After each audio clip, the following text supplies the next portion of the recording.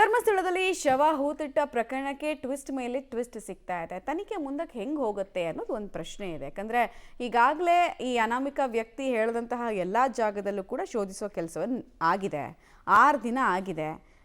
ನಾಳೆ ಸಿಗುತ್ತೆ, ಇವತ್ತು ಸಿಗುತ್ತೆ ಅನ್ನೋ ನಿರೀಕ್ಷೆಯಲ್ಲಿ ಅನಾಮಿಕ 6 ದಿನ ಕಳೆದು ಬಿಟ್ಟಿದ್ದಾನೆ. ಬಟ್ ನಿರೀಕ್ಷೆಯಂತೆ ಅಸ್ಥಿಪಂಜರ ಸಿಗಲೇ ಇಲ್ಲ.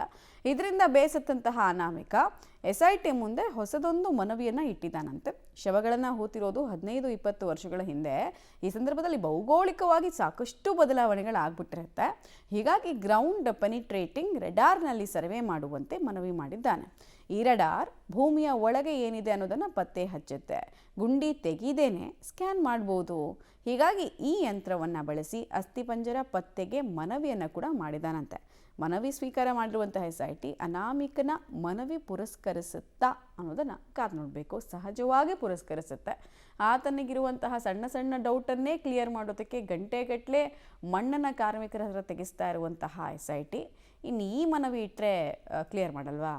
ಯಾವುದೇ ರೀತಿಯಾಗಿ ದೂರುದಾರ ಹೇಳಿದ್ರು ಅದನ್ನು ಸದ್ಯಕ್ಕೆ ನಡೀತಾ ಇರುವಂಥ SIT ತನಿಖೆಯ ಸ್ಪೀಡು ಮತ್ತು ರೀತಿ ನೋಡಿದ್ರೆ ಹಾಗೇ ಆಗುತ್ತೆ. ಈಗಲೂ ಆ ಇಕ್ವಿಪ್ಮೆಂಟ್ಸ್ ಯೂಸ್ ಮಾಡಿಕೊಂಡು ಏನೂ ಸಿಗಲಿಲ್ಲ ಅಂದರೆ ರಿವರ್ಸ್ ಇನ್ವೆಸ್ಟಿಗೇಷನ್ ಆಗುತ್ತೆ. ರಿವರ್ಸ್ ಇನ್ವೆಸ್ಟಿಗೇಷನ್ ಅಂದರೆ ಈತ ಯಾವ ಉದ್ದೇಶಕ್ಕೋಸ್ಕರ ಕೊಟ್ಟ ಈ ದೂರನ್ನು, ಕೊಡಿಸಿದ್ದು ಯಾರು, ಅದೆಲ್ಲ ಬರುತ್ತೆ. ಬಟ್ ನೋಡೋಣ, ಇನ್ನೂ ಒಂದು 3 ಗುಂಡಿ ಬಾಕಿ ಇರೋದ್ರಿಂದ ಇದೆಲ್ಲ ಮುಗಿದ ಮೇಲೆ ಮುಂದಿನ ಪ್ರಾಸೆಸ್ ನಾನು ಹೇಳ್ತಾ ಇದ್ದಿದ್ದು ನಿಮಗೆ. ಒಂದು ಕುತೂಹಲ ಅಂತೂ ಇದ್ದೇ ಇದೆ. ಇಲ್ಲಿ ತನಕ ನಿರಾಸೆ, ಇನ್ನು ಮುಂದಕ್ಕಾದರೂ ಇವ್ರು ಹೇಳ್ದಂಗೆ ನಡೆಯುತ್ತಾ ಅನ್ನೋದನ್ನು ನೋಡೋಣ. ಬಟ್ ಆತ ಏನೇ ಡಿಮ್ಯಾಂಡ್ ಇಟ್ಟರು, ಏನೇ ಮನವಿ ಮಾಡಿಕೊಂಡ್ರು ಅದನ್ನು ಪೂರೈಸ್ತಾರೆ.